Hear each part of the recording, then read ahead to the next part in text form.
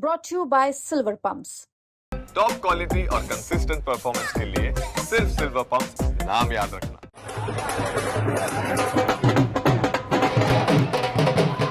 जश्न है, नाच गाना है, रंग गुलाल है, क्योंकि आखिरकार भगवा छा गया।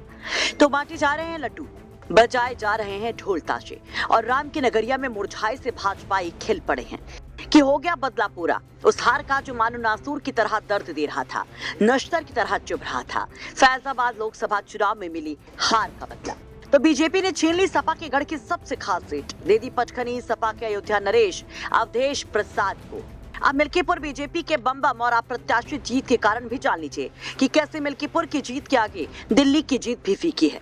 दरअसल सिर्फ इस एक ही सीट का उपचुनाव सीएम योगी के लिए सबसे बड़ी अग्नि परीक्षा थी, जिसके लिए खुद योगी ने मोर्चा संभाला और एड़ी चोटी का जोर लगा दिया, झोंक दी पूरी पावर, बनाया गया तगड़ा प्लान, उतर गए योगी। चुनाव की तारीखों की घोषणा से पहले योगी मिल्कीपुर के ताबड़तोड़ दौरे कर चुके होते हैं, दसियों बार पहुंच चुके होते हैं। तो वही चुनावी प्रचार में 2 बड़ी जनसभाएं करते हैं, परिवारवाद पर बड़ा हमला कर अवधेश प्रसाद को घेरते हैं, जबकि मिल्कीपुर की मानो पूरी घेराबंदी कर दी जा रही थी। एक और योगी सरकार के आधा दर्जन से ज्यादा मंत्री उतारे जाते हैं, संगठन की फौज लगाई जाती है, तो वहीं संघ और अनुषांगिक संगठनों की ओर से पूरे इलाके में सक्रियता बढ़ा दी जाती है। टास्क होता है वोटर्स को पोलिंग बूथों तक लाना, बाहर रह रहे वोटर्स को भी बूथ तक लाया जाता है। वही आप इसको जातीय समीकरणों की गोलबंदी के तौर पर भी समझिए कि कैसे बीजेपी ने बड़ा प्लान बनाया जो कारगर रहा। इसमें सबसे पहले आता है उम्मीदवार का सिलेक्शन। पासी बिरादरी का उम्मीदवार बनाना सबसे बड़ा खेल कर गया। दरअसल बताया जा रहा है कि पासी बिरादरी का वोटर सपा सांसद अवधेश प्रसाद की मौजूदा एटीट्यूड से खफा था।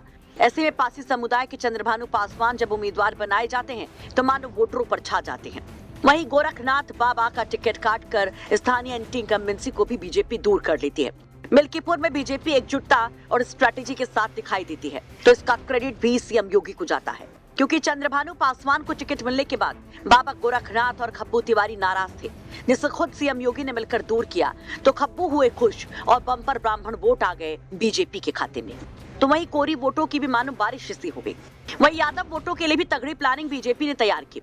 रुदौली से बीजेपी विधायक रामचंद्र यादव, अपर्णा यादव के साथ योगी सरकार में मंत्री गिरीश चंद्र यादव को उतारा जाता है। बाकी काम मानो मित्रसेन यादव का परिवार कर गया, जो इस चुनाव में एकदम एक्टिव नजर नहीं दिखा।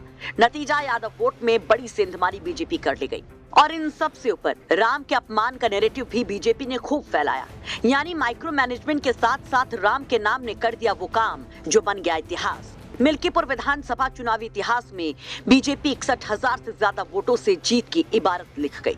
वैसे इस पर आप क्या कहेंगे? कमेंट बॉक्स में अपनी राय जरूर रखिए। ब्यूरो रिपोर्ट यूपी तक।